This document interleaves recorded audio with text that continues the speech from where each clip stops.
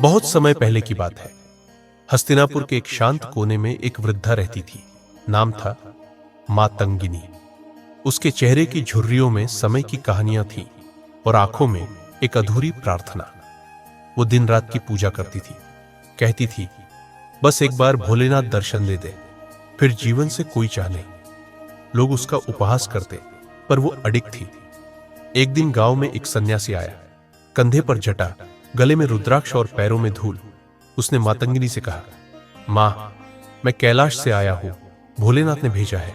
बोले है, तू आ नहीं सकती, पर मैं आ सकता हूं। मातंगिनी की आंखों से आंसू बह निकले। उसने पूछा, क्या यह सच है? सन्यासी ने सिर हिलाया, लेकिन एक शर्त है, तुम्हें 3 दिन तक बिना किसी से बोले मौन व्रत रखना होगा और केवल आयुएम नमः शिवाय का जाप करना होगा। अगर व्रत टूट गया तो दर्शन अधूरे रह जाएंगे। मातंगिनी ने सहर्ष स्वीकार कर लिया। 3 दिन बीते। गांव के लोग आश्चर्य में थे कि अब वह वृद्धा कुछ भी नहीं बोल रही थी। बच्चे चिढ़ाते, स्त्रियां ताने मारती, किस भोलेनाथ ने दर्शन देने का वादा किया है इससे? पर मातंगिनी चुप रही, बस आंखें बंद करके शिव का नाम जपती रही। तीसरे दिन शाम को एक घटना हुई। गांव की एक छोटी बच्ची राधा कुएं में गिर गई। लोग चीखने लगे, पर कोई अंदर उतरने की हिम्मत नहीं कर पा रहा था।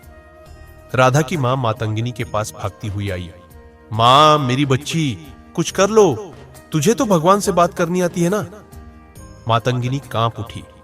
उसका व्रत, उसका सपना, उसका शिव दर्शन सब अधर में थे, लेकिन एक मासूम जान दांव पर थी। उसने बिना कुछ सोचे कुएं की ओर दौड़ लगा दी।